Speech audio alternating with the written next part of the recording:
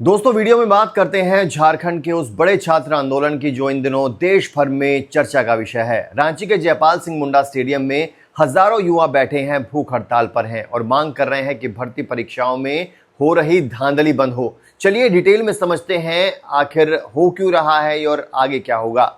झारखंड में प्रोटेस्ट असल में हो क्यों रहा है। बात शुरू होती है जेपीएससी यानी झारखंड पब्लिक सर्विस कमीशन की 14वीं सिविल सर्विसेज परीक्षा से। दोस्तों अप्रैल में हुई इस परीक्षा में अनियमितताओं के आरोप लगे, पेपर लीक, सीटें बेचने के दावे हुए, बाहर के उम्मीदवारों को फायदा पहुंचाना, ये सब आरोप लगे थे। साथ में जेएसएससी यानी स्टाफ सिलेक्शन कमीशन की परीक्षाओं में भी गड़बड़ियों की बातें, शिकायतें सामने आई थी। युवा कह रहे हैं कि सालों की मेहनत बेकार हो रही है, सरकारी नौकरी का सपना टूट रहा है, इसलिए मांग साफ है, 14वीं जेपीएससी परीक्षा रद्द हो, सीबीआई या बाहर के हाईकोर्ट जजों की स्वतंत्र जांच हो, जेपीएससी और जेएसएससी में बड़े सुधार हो। 25 जुलाई से आंदोलन चल रहा है और अब 14वें दिन में पहुंच गया है। कई युवा भूख हड़ताल पर बैठे हैं। स्टेडियम में दो स्टेज हैं, अलग अलग ग्रुप हैं, लेकिन मुद्दा एक ही है, शांतिपूर्ण प्रदर्शन चल रहा है। यह सीजेपी से कैसे अलग है, जानिए।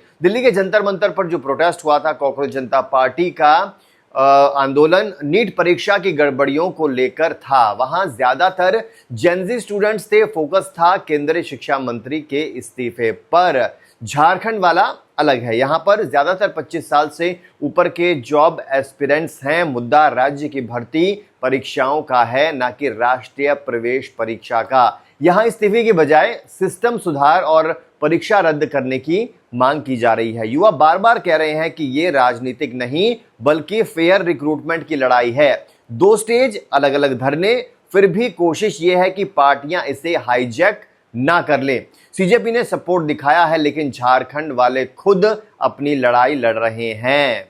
अब सरकार क्या कह रही है, जानते हैं। हेमंत सोरेन सरकार कह रही है कि दरवाजे खुले हुए हैं, बातचीत के लिए वो तैयार हैं। सीआईडी जांच चल रही है, कई गिरफ्तारियां हो चुकी हैं, करीब 19 गिरफ्तारी। जेपीएससी चेयरमैन पर कार्रवाई हुई है। मुख्यमंत्री कह चुके हैं कि ये राष्ट्रीय समस्या है, हम जरूर सुनेंगे, उचित मांगे मानी जाएगी। लेकिन युवा कह रहे हैं कि अभी तक औपचारिक निमंत्रण नहीं मिला है, बंद कमरे में बात नहीं करेंगे, मीडिया के सामने पूरी की पूरी बात होगी, पारदर्शी चर्चा होगी। विधानसभा के आसपास धारा 144 जैसी पाबंदियां लगाई गई हैं क्योंकि छात्र मार्च की तैयारी कर रहे हैं। अब देश भर में इसकी चर्चा क्यों हो रही है, सुनिए।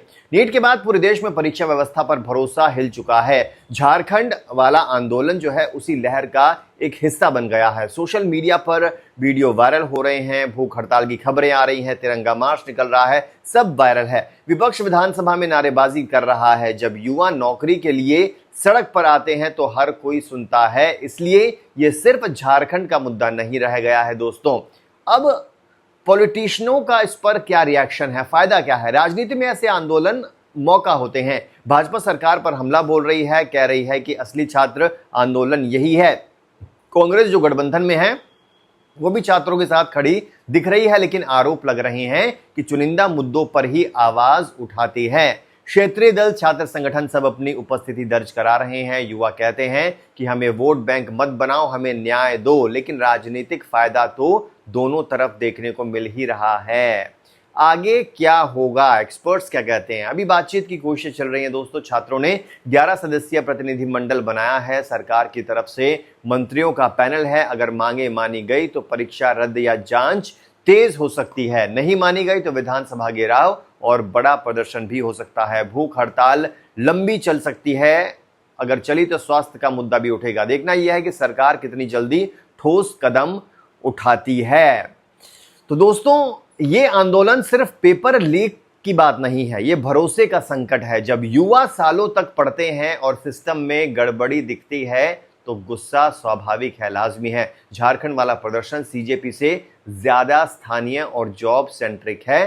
सरकार कार्रवाई कर रही है, लेकिन युवाओं को भरोसा दिलाना बाकी है। अंत में एक बात साफ, अगर परीक्षा व्यवस्था साफ नहीं हुई तो ऐसे आंदोलन और राज्यों से भी मांगे उठेंगी। युवाओं की मेहनत का सम्मान होना चाहिए। आप क्या सोचते हैं, कमेंट्स में जरूर बताइए।